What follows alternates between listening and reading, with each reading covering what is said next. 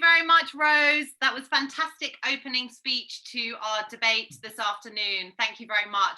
And also just to say that Rose has very kindly nominated DebateMate and our CEO for the Yidan Prize in Education. So we're really delighted with that and looking forward to seeing the outcome. Thank you very much.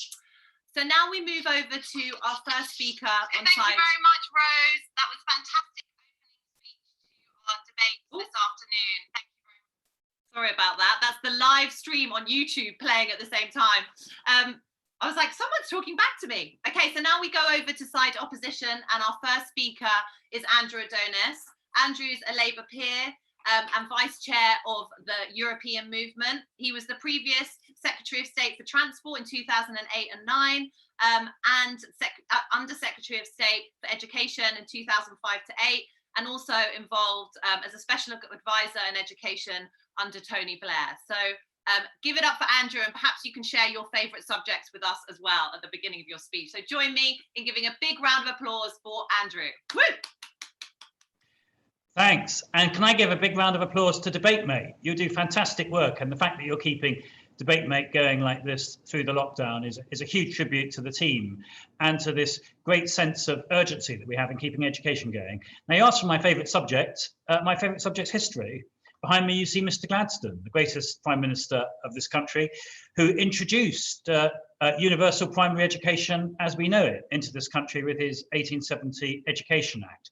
And you know, the remarkable thing is, if you were to go back, and you still see them in lots of our towns and villages, the original board schools, those are the big brick schools built in the 1870s after Gladstone's Act, they are still used for schools today for the most part. Why? Because they have those traditional classrooms which we still meet in. And my big argument to you today is, of course, technology changes. We love all that new technology has to offer.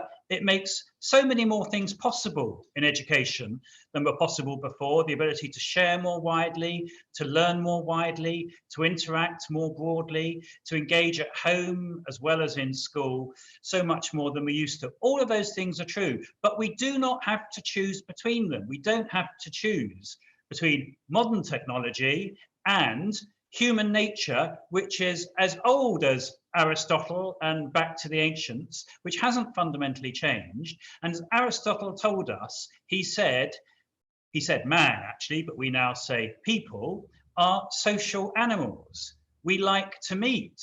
It is very against our nature to be shut up in very small groups, not allowed to meet, not allowed to engage with our peers. And that is why the traditional classroom is both traditional and modern. We still want to meet, we still want to engage in collective activity. Education is not just about the didactic imparting of knowledge, it's about learning together, it's about sharing, and also fundamentally, the classroom, which we're debating in this motion, is just one unit in the school. And the school as a social entity has also withstood the test of time, because so much that schools do is not just about learning facts and didactic learning of knowledge. It's about learning to be a social animal. It's about learning to get on with people. It's about engaging with sports. I haven't noticed that people are saying that sport's going to be abolished by the lockdown. It's about engaging in music, and I haven't noticed people saying that music is going to be stopped by the lockdown. It's about engaging with drama and all of the other things that we can do together, and none of them are going to be abolished by the lockdown. So my proposition to you this afternoon is, to quote Boris Johnson, you can have your cake and eat it. You can have the new form of learning with all that the digital technology has to offer, and which I hope will take a great leap forward as a result of the pressures of the lockdown and the need to use virtual techniques. But you can also have all the benefits of being a human being, meeting together, learning from your friends, doing things together with your peers, congregating together in groups, making music, making drama, doing sports, being thoroughly modern as well as being thoroughly traditional. And that's why I hope you'll oppose the motion today. Thank you very much, Andrew, for that opening speech on side opposition. And also to say thank you to everyone that is engaging with us so far in the chat and the Q&A. Just to make sure that everyone's aware, keep those questions coming in the Q&A. I love it. It's exciting seeing that number going up and people chatting with each other as well. When we get to the floor debate, which is after the next two speakers, we'll be addressing some of those questions. So I'll be reading some of them out and the speakers will be addressing them at the same time. So just have a think now. Any questions, any points, add them in there. I should have said as well that we're going to be giving out a prize today for the best point from the floor. So be engaging in the Q&A. Tell us what you think of this debate. And there's a really cool, exciting prize up for grabs later. Okay, so now we have two more speakers before we come to that floor debate. And also to say on YouTube, you'll have all heard we're streaming on YouTube. It was in the background on my computer. Put some questions on there. Tell us what you're thinking on YouTube for all of those people that are watching us that way. I know we've got quite a few of our primary school students that have tuned in to support their classmates. So tell us what you're thinking on the chat on YouTube. So now we go to our second speaker on side proposition. That's Nazif. He's in year 6, he's 11 years old, and we're delighted that he could join the debate today. This is the first time in our virtual debates that we've had our students take part, and we're really pleased and grateful to the school for supporting in this debate. Nazif's been on the DebateMate programme for 2 years, and currently in the programme itself, in our competition ranking, his team are ranked 3rd in the country for our Urban Debate League competition, which is really impressive. I asked Nazif what his favourite subject was, and he said it was IT. So please join me, wherever you are, in your homes, around the world, in giving a massive, massive round of applause for our fantastic student, Nazif. Woo!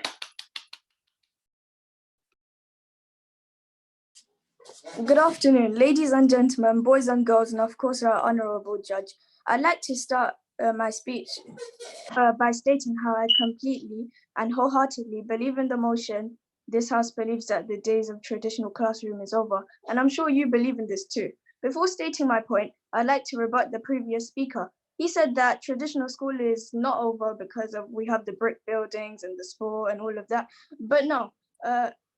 Technology, efficiency, modern environments are taking over. So can't you see the huge difference from traditional classroom and modern classroom? Now for my point. By the time we go back to school, kids would have developed independent learning skills. Allow me to explain. Before this pandemic, we would go to school. A usual lesson would be us listening to the teacher lecture for ages and ages. For many of us now, we get an online school which we receive a brief description of the work, nothing close to how long the usual school lectures would last. Then we have to do a task with the provided information. In other words, we can't just ask the teacher for extra help since they're not there. You see, the system would go at least for a few more months. By then, we would be used to taking control of our education, but since we would be used to relying less on the teacher's help. You must know one thing though, many people don't get the skill of taking control of their education until they reach university. So it's also a great advantage. As you can tell, this will cause a dramatic change.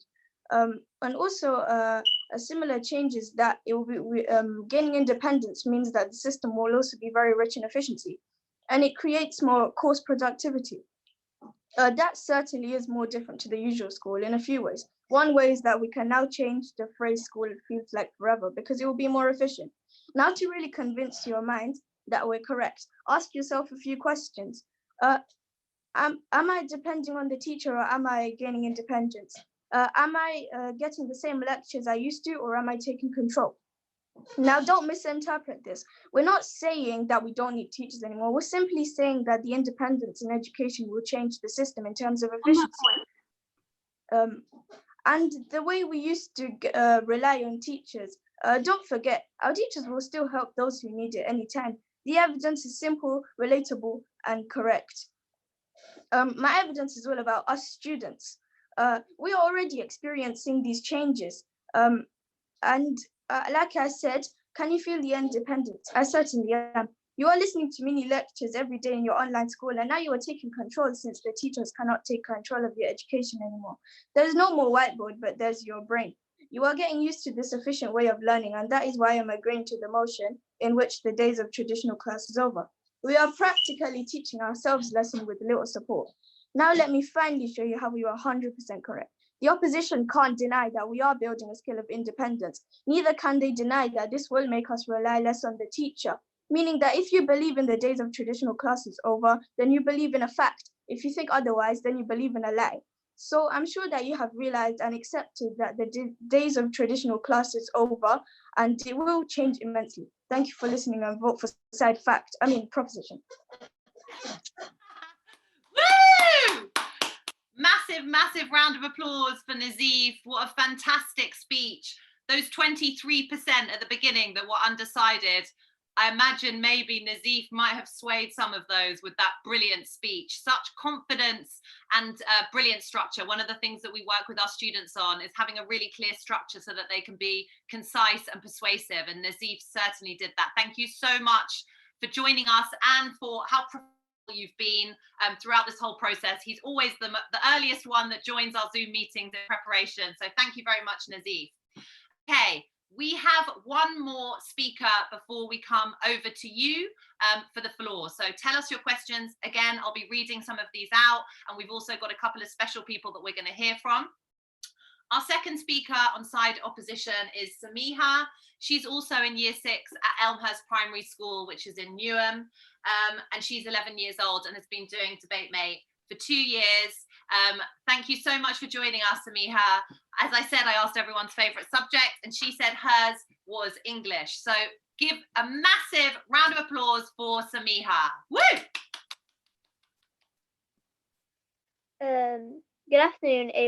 Good afternoon, everyone, ladies and gentlemen, boys and girls, and of course the honorable judges. So, before I begin my speech, I'd like to say I wholeheartedly disagree with the motion that online classrooms will replace traditional classrooms. But before I begin my speech, I'd like to rebut the previous speaker. Earlier in his speech, he had talked about how you can't ask for help, but as asking for help is an important thing for children to learn. As we know, children learn at different paces, and of course, if they need help, then they should be able to ask for it. I mean, it's their right to education, right? So why can't they have a high quality one? And now I'd like to go back to my speech. As of right now, traditional classrooms give children the option to ask a teacher for extra help while still in a comfortable atmosphere. And if we were to replace traditional classrooms with online classrooms, it wouldn't allow those who use and frequently ask for extra help to actually benefit from them. In Article 28 and 29 of the Convention on the Rights of the Child focus on education and the quality of it. The other side is trying to water down their education. I mean, this isn't fair. Don't you believe children, the future generation, have the right to the highest quality of education? It's the basic human right. Point of information. Accepted. You're saying that we're like getting rid of high standard of education. We're not saying that. Everyone can still ask for help and everything, but I'm just saying that we're getting more independent, and that's rich in efficiency. That's how it's going to change. As I said, children are more comfortable in a classroom. Why? Because they've went to school daily, and therefore would be more comfortable asking for help. Now, back to my speech. Children can focus on the student's needs specifically, which means that the child can ask for whatever they need exactly. And this is an efficient way, and we've been doing this for years, so why change it now? And as I've said, children are most likely comfortable with their teachers. Why? Because they've been going to school daily, and therefore they have this relationship that you can't fake. And now going to my evidence. Heather Stinnett, a teacher, had said how she greatly benefited from having one-to-one time with her student. A student named Tommy, who was struggling, had asked for help, and what happened is that it benefited her and her career as she had this relationship. And what happened with this relationship, it had motivated him to try to work harder. And she had also learned about his private life, which meant that she had a deeper connection, therefore could make her lessons more understandable. She had also said how it helped her school knew what the students were excited about, therefore making the lessons more suitable for them and to help them achieve their goals. And what have I argued? I've argued that if we are to replace traditional classrooms, children won't be benefited by having one-on-one time with their teacher. Thank you for listening and vote for the opposition. Woo! Thank you so much, Samiha. Fantastic speech. I love to imagine everyone clapping with me wherever you are, because right now I'm in a room on my own getting all hyped up. That was brilliant. And also, just to say, I've got YouTube open opposite this whole Zoom webinar, and the comments on you guys on that is absolutely fantastic. So well done, Nazif and Samiha. Just a comment on, I mentioned that we work a lot with businesses, and I spend loads of my time doing training over VC, talking to people about their body language on screen. And Samiha, you just demonstrated that. I wish I could have filmed that and showed them the way that you were using your hand gestures and the passion that came across in your speech. That was absolutely fantastic. So well done, and thank you to all of the speakers so far.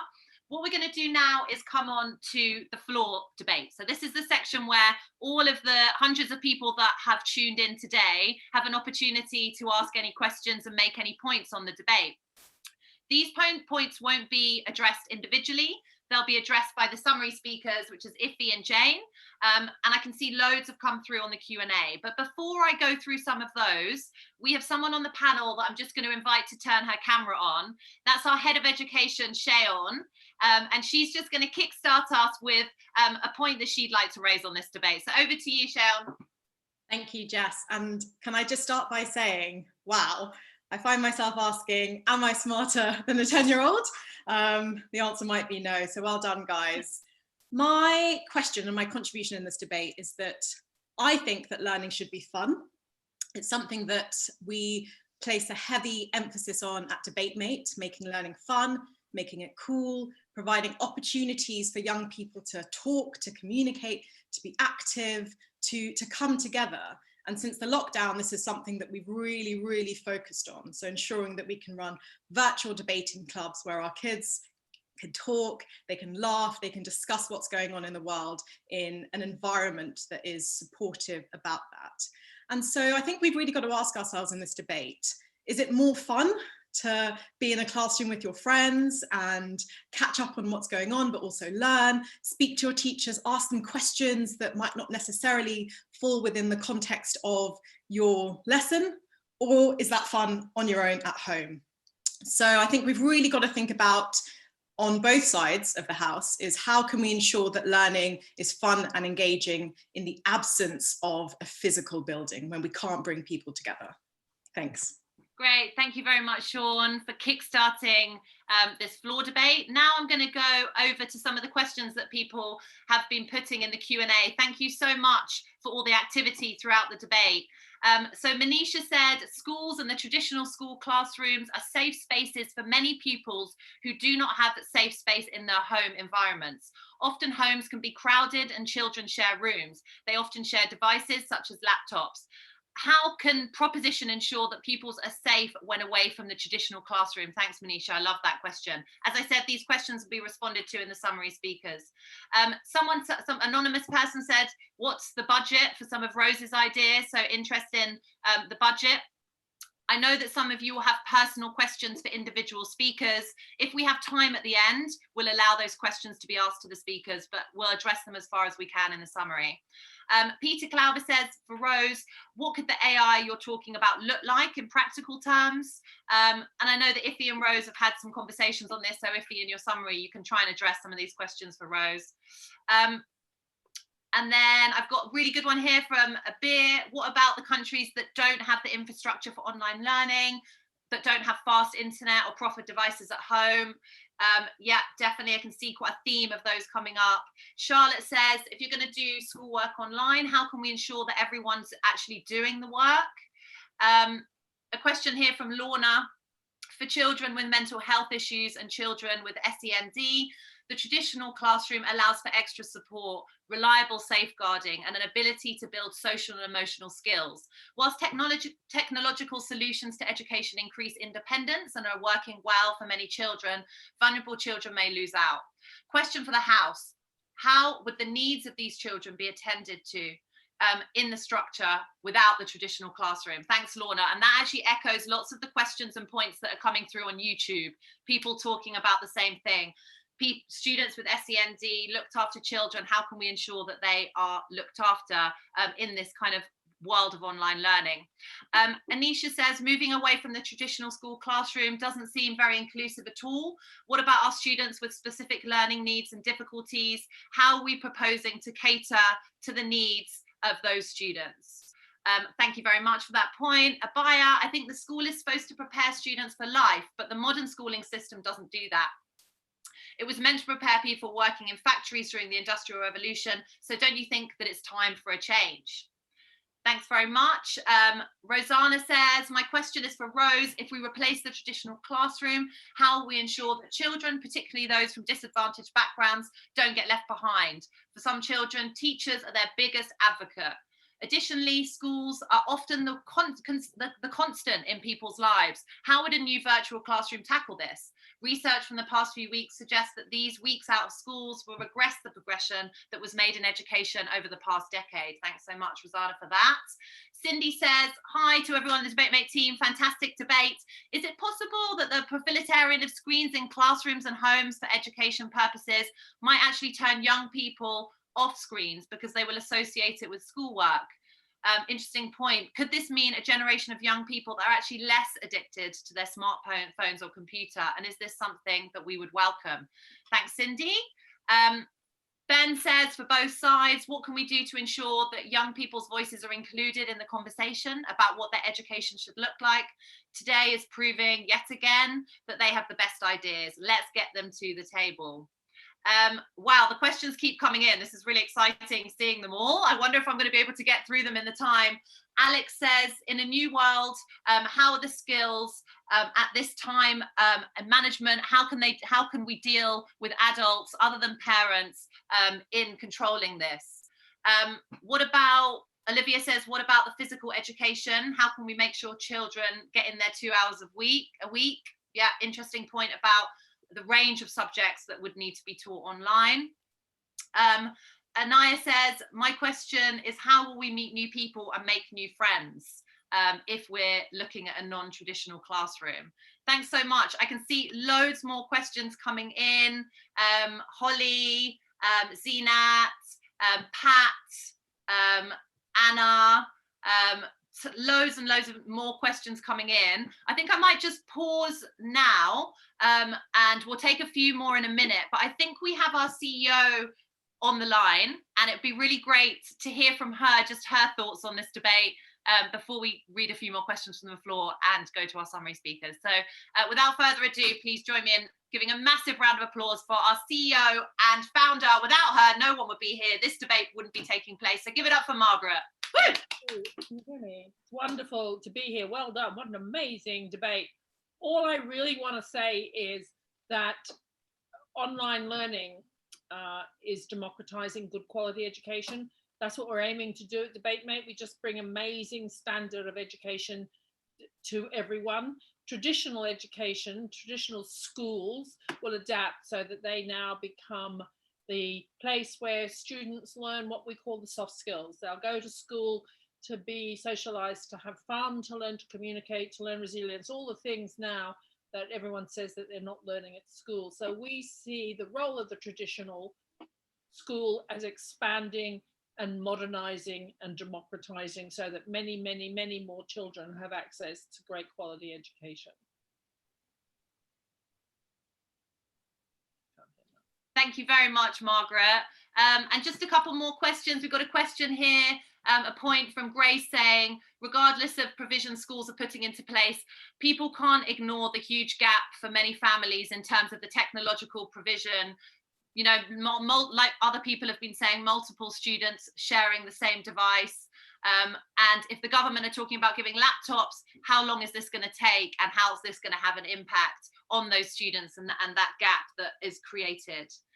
Okay, let's just have a quick look before we move on to the final questions. I can see loads of people putting questions in the chat as well, so I'll just address a few of these. Wow, when I look at the chat, it's just loads of comments about Nazif and Samiha. No offense to the other speakers, but wow, you have really blown away everyone. Loads of people saying, well done, really impressed by you. So much wisdom coming from someone of such a young age, from Jill. Really persuasive speech from Pat. And lots of people talking to each other on this chat as well. Jeff, we've actually got a teacher dialing in now who'd like to ask a question, I think. Oh, brilliant. Go for it. Jack? Hello everyone. Hi, Jack. What's your question? I was wondering what our panelists thought about the immediate challenges of returning to school after the lockdown period.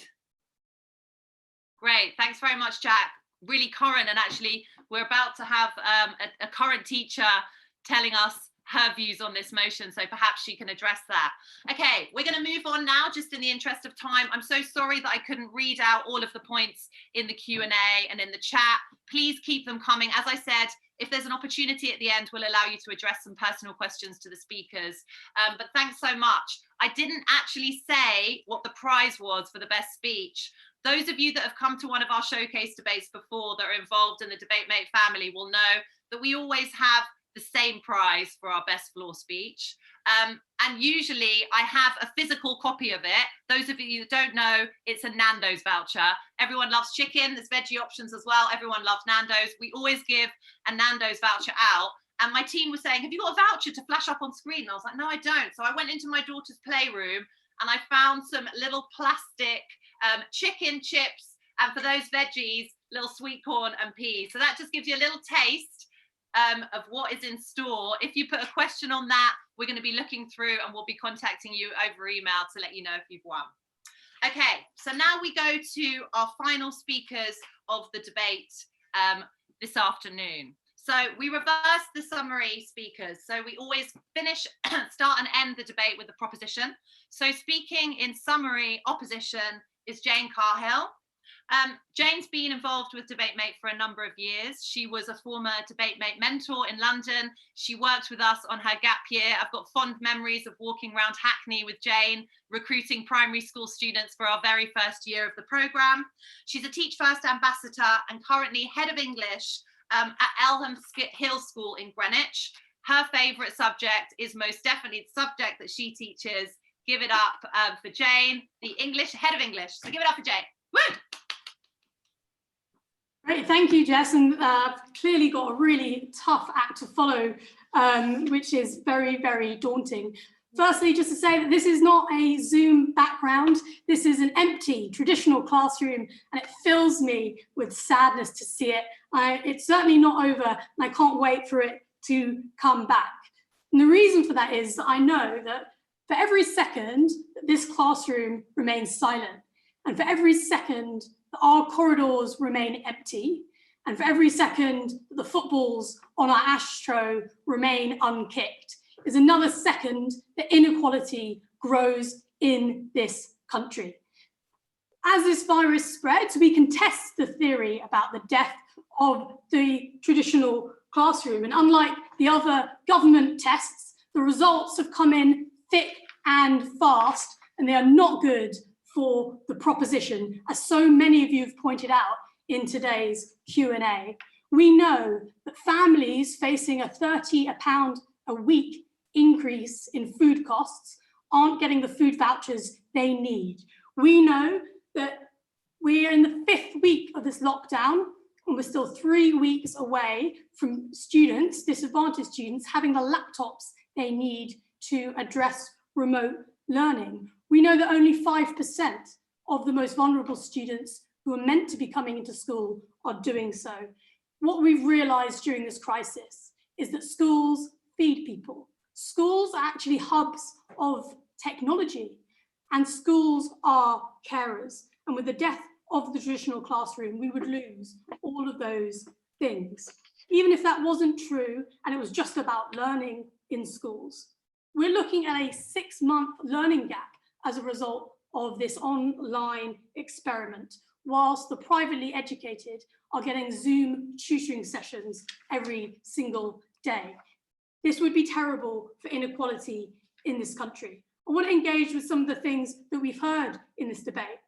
Rose mentioned constraints and how the classroom presents constraints.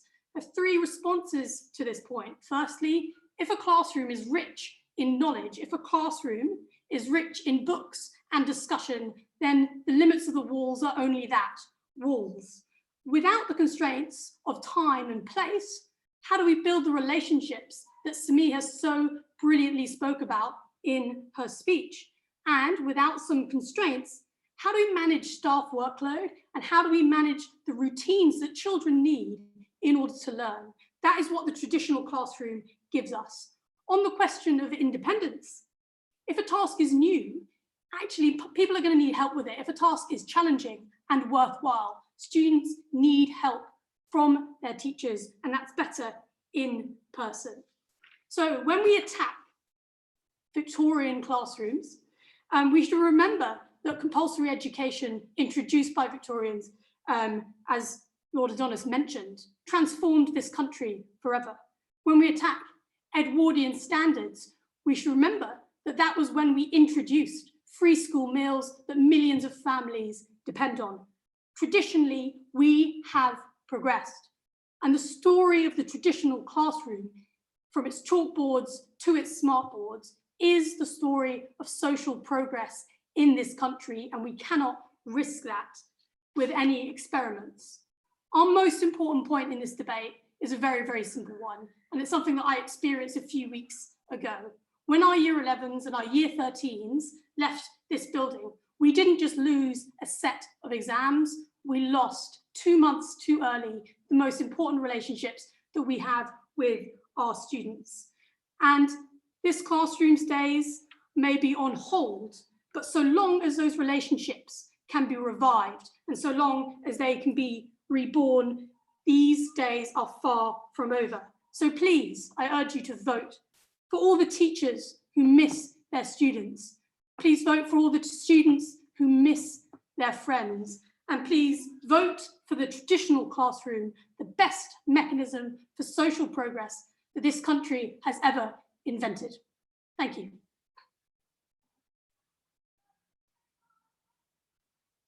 So much, Jane. And Jane said, make sure you tell everyone that I'm grieving for my empty classroom. I can see a little question on the Q&A. Someone's put there, Jane for PM, and Nazif and Samiha can support as Chancellor and Education Secretary. Perhaps that's the future that we're looking at. Thanks very much, Jane, for that fantastic closing speech on side opposition. Now we go to our final speaker of the debate this afternoon, and that's Iffy. Iffy has an amazing bio. He is a fantastic student of ours. So he went to the Bridge Academy in Hackney. I remember meeting him when he was just 11 years old. Very different to how he is now. He developed a massive passion for debating throughout his time at the Bridge Academy. He came to work with us on his gap year in the office before he went to start at Bristol University, where he's studying international relations. He also, Iffy, excitingly represented England on the World Schools debating stage. And the year that he represented that team, and that's only 6 people from the whole of the country that get put forward to compete internationally, England won. And I remember the excitement in the office as the phone kept going from all the journalists wanting a comment. It was fantastic. Iffy's favourite subject, you can see he's got a really cool look. You might see him on Instagram doing Instagram Live and reading his poetry out. He's an amazing performer. He said his favourite subject is drama. So give it up for Iffy. Woo! Here's the thing, and I'm going to be honest. As much as I love the work DebateMate does, and as much as I love the work that Teach First does, the reason they have to do the work they do is because the traditional education has failed. If it was the case that the story Jane told you was true, that the traditional classroom was bridging the gap and was being the thing which reduced inequality, DebateMate wouldn't exist. Because the reason we exist and the reason the work we do is important is because education fails. It's because students are being left behind time and time again. And it's privileged few who manage to rise through the ranks are fine, but for the overwhelming majority of students, they're being held back, they're being left behind, and they're being failed by traditional education. The question here is simple. What is the thing we need to do to change and make sure every student gets the best opportunity to succeed in life? What we're telling you is that traditional education won't do enough. I'm going to do two things. I'm going to look at traditional education, what they're doing wrong, and then I'm going to look at the case for what the new world could look like. Because I think a lot of the questions are essentially, what are you envisioning? What type of world would you want to create? And I'm going to tell you and paint that picture. So firstly, why doesn't traditional education work? It's for a number of reasons. Firstly, the school day for many people is too long. You start in the morning when students fundamentally do not have the capacity to learn and develop. But most research shows that even in the morning before 10 a.m., 11 a.m., no one is learning anything. The only reason they are there is because their parents have gone to work, not because they are genuinely learning or engaging. Secondly, there is huge amounts of inequality, because if it was true that education was pursuing the roles that you were saying it was, we wouldn't have the case that it's still the truth that the overwhelming majority of politicians, of bankers, of world leaders all come from private schools. That clearly shows you that the state system isn't producing the types of challenging inequality in the way opposition would act like it is. Right now, the school you go to has a huge impact on all of life opportunities. Regional equality is massive. The difference between the school you go to in one area of the country versus the other area of the country defines your life, defines the education you have. And organizations like Teach First and DebateMate try and regulate and stop that as much as possible. But education is failing those students. Thirdly, the SET system.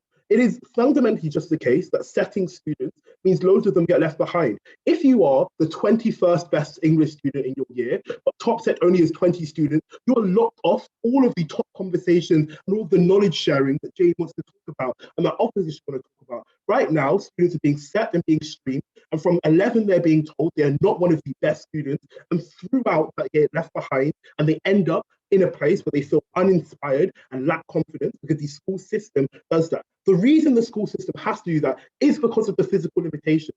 In our world, you don't have to set students and tell them that you are better than this person or you're worse than this person. We can genuinely ensure everyone gets the thing they need. What is our world and what does it look like? It's technologically driven. It looks like knowledge sharing. It looks like making sure individual learning plans focus on the individual needs of students and the individual ways they learn. The school system can never do that, not because teachers aren't great, but because a teacher, especially in these poorest schools, have so many students to deal with, they never are going to have the capacity to individually work with students in the way that opposition wants to act like they do. Look, we're not saying you can't still have a school, and I really want to emphasize that. This debate is about the traditional classroom. We want the role of schools to be more effective. Schools are about socializing, about coming together, about learning skills. The reason schools aren't effective at doing that now is because they are so tied up in bureaucracy, they are so tied up in managing systems, they're so tied up in learning which isn't effective, that there aren't effective mechanisms for dealing with social care, for dealing with social interaction. That's why so many students are falling through the cracks, because teachers are fundamentally overwhelmed. And we also have a teaching crisis. People do not want to become teachers. We are having a shortage of getting people into the classroom. And that is because the pressure we put on teachers is immense. We need to change that. Many people ask, this is the final thing I'll say, what about technology? Technology, not everyone has access to it. We think that is always going to be the case. Right now, that is even worse. Because right now, the privileged people get access to that technology, and there is no core and reason to justify why anyone else needs it. In a world where technology runs the classroom, that's when you get more investment, and that's when you get the pressure to have funding into education. The final thing I'll say is this. The world is changing whether we like it or not. So if you want to keep traditional education, it doesn't mean the world won't change. It just means students will fall even more behind in dealing with it. We're not getting rid of a school, but we are getting rid of the idea that the classroom with 30 students and one teacher should be the way in which people best learn, because ultimately, all that does is benefit a few at the detriment to the many. Thank you. Woo! Well done, Iffy. Fantastic speech. You can see why he was world champion. That was brilliant. Thank you so much for summarising the case for the proposition and closing the debate as a whole. Looking at the chat, I was feeling pretty emotional. Looking at all the people commenting on Jane's speech, Pam, Laura, Anna, Olivia, Marcel, Whale saying tears in my eyes, I'm feeling emotional. So it really was so fantastic to hear from you, Jane, in your classroom, and also Iffy, thank you for summarising. What I'm going to do now is I'm just going to launch the poll again so that everyone in the audience can decide who has won this debate. So you need to decide between the proposition, are the days of the traditional classroom over, or the opposition. So let me just launch that. And whilst I'm doing that, that should come up now, hopefully. Let's see, is that launching? Hopefully that has. Yeah, I can see people coming through. So whilst we're doing that, Brett, if you just want to share some closing remarks before we finish up today, thanks. Sure, it was great just to hear everyone, and I've been to quite a few debate, mate, and no offense to Lord Adonis, but usually the young people do much better than the politicians in these sort of things. And I think it's something I've seen all over the world and all over the UK is you give young people a voice and an opportunity to actually talk about things that are important to them, and they're very eloquent, and they have a real have really important things to say. And certainly at National Citizen Service and my other work, that's one of our goals, is to try to give young people as loud a voice as possible. And I think in the current situation, you know, they're the ones who are going to be taking out of this situation, looking towards the future and thinking about how we do things differently. And the two young people you had today were brilliant advocates for their points of view, and were brilliant at actually helping us think through how we should be thinking of things post-pandemic. So that would be the one thing I take, and why I think DebateMate is such a fantastic organization. It gives voice to young people and helps them figure out how they can talk about the future and how they can have the leadership roles that they need, that we all need for them to have, to help the UK be a better place and the world to be a better place. So thanks to them. Thank you very much, Brett, for sharing those remarks at the end. And can everyone please, just while we're waiting for final polls to come in, I can see a majority of people have voted, but just give it one more minute so before I announce the winners. But can everyone else who's tuning in today, the hundreds of people that are tuning in, wherever you are in the world, the DebateMate team, everyone, please join me in giving a massive round of applause for all of the speakers. You were fantastic today. Let's give them a big round of applause. Woo! Okay, so the poll's coming in. It's looking quite tight. I'm not going to announce the results yet. I'm just going to give it a few more seconds. And whilst I wait for that final result, just to leave the speakers hanging, just to say thank you to all of you guys for tuning in. If you're interested in speaking, I know we've got quite a few young people tuned in, but also quite a few parents. If you're interested in speaking like Samir and Nazif did, check out our virtual clubs. We're running these fantastic virtual DebateMate clubs, and we'll send some information after. And please follow us on Instagram. You'll be able to see all of the fantastic work that we're doing and information about our future debates as well on there. Okay, so the results have come in now. I think we're gonna call it. And just say something really quickly. Yeah, go for it. I just want to say, well done, that's amazing. I just wanted to update everyone on DebateMate's current position. We are the voice of young people, so it's only right that young people are in the conversation.